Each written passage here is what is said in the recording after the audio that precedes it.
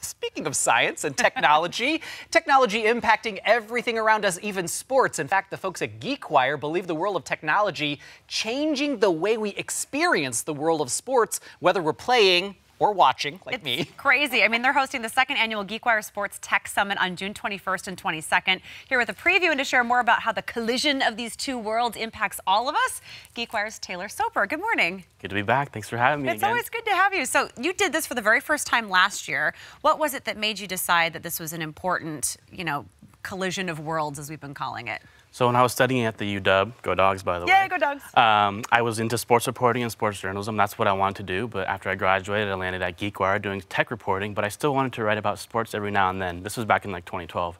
Fast forward 5 years, I'm the sports technology reporter now, basically because we've seen so much happening at this intersection of sports and tech, whether it's how we play or how we watch, like you mentioned. Big companies, small companies are all getting involved, and that's why we decided to do the Sports Tech Summit last year, as you mentioned.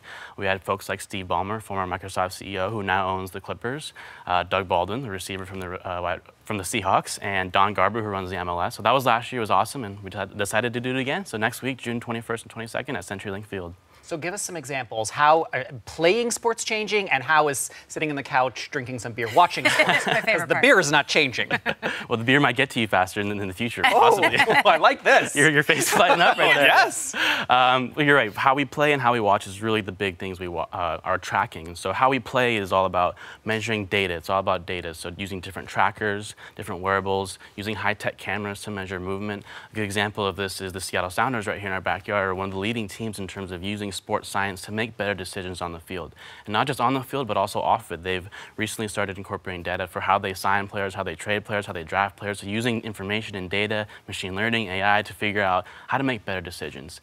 And also how we watch is being transformed, whether you're in the stadium and you want to get a burger delivered, maybe hit a few buttons on your phone, or at home, maybe we're going to be all strapping on VR headsets one day to watch sports. I don't know. We'll see. That's insane. Well, and we already have esports, which is something that's really come into popularity in recent years. What do you make of that? Because that literally is technology and sports combined into one experience. Yeah, you can't have a conversation about sports tech without talking about esports. Now, for those who aren't familiar, esports is basically electronic sports, but moreover, it's competitive video gaming. So this is a huge industry, a lot of big bucks, a lot of business. A lot of businesses are paying attention to this. It's basically people playing against each other on video games, which might sound ridiculous to some of us, but especially the younger crowds are really into this, and not just playing these games and competing with each other, but also watching. There's this phenomenon of people enjoy watching other people play video games. That sounded ridiculous maybe a few years ago, but this is a huge thing. Amazon right here in our backyard bought a company called Twitch a few years ago, and Twitch is the leading streaming platform where people go watch other people play games. So esports is an industry to watch for sure. We only have like 10 seconds left, but in one sentence, what is it? What's next? Where are we headed